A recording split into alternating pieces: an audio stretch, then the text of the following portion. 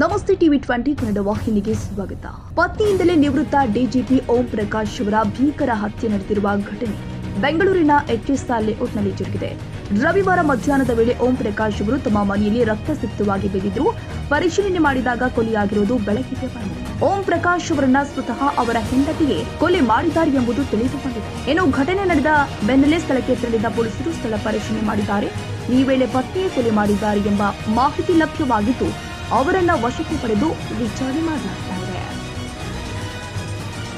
ಕನ್ನಡಿಗರ ಮೆಚ್ಚಿನ ನಿಮ್ಮ ಟಿವಿ 20 ಕನ್ನಡ ವಾಹಿನಿ ಇದೀಗ ಟಿವಿಯಲ್ಲಿ ಲಭ್ಯ. ಕರ್ನಾಟಕ ಮತ್ತು ದೇಶ ವಿದೇಶದ 360 ಡಿಗ್ರಿ ಸುದ್ದಿ ವಿವರವನ್ನ ಪಡೆಯುವುದಕ್ಕೆ ಟಿವಿ 20 ವಾಹಿನಿಯನ್ನು ಲೈಕ್ ಮಾಡಿ, ವಿಡಿಯೋಗಳನ್ನು ಶೇರ್ ಮಾಡಿ, ಕಮೆಂಟ್ ಮಾಡಿ, ಸಬ್ಸ್ಕ್ರೈಬ್ ಮಾಡಿ. HCN ಕೇಬಲ್ 842 ನಂಬರ್ನಲ್ಲಿ ಹುಕ್ಕೇರಿ ತಾಲೂಕು ಹಾಗೂ ಸಂಕೇಶ್ವರದ ಸುತ್ತಮುತ್ತಲಿನ ಹಳ್ಳಿಗಳಲ್ಲಿ ಲಭ್ಯ. PCN ಕೇಬಲ್ 129 ನಂಬರ್ನಲ್ಲಿ ಹಾರುಗೆರೆ ಸುತ್ತಮುತ್ತಲಿನ ಹಳ್ಳಿಗಳಲ್ಲಿ ಲಭ್ಯ.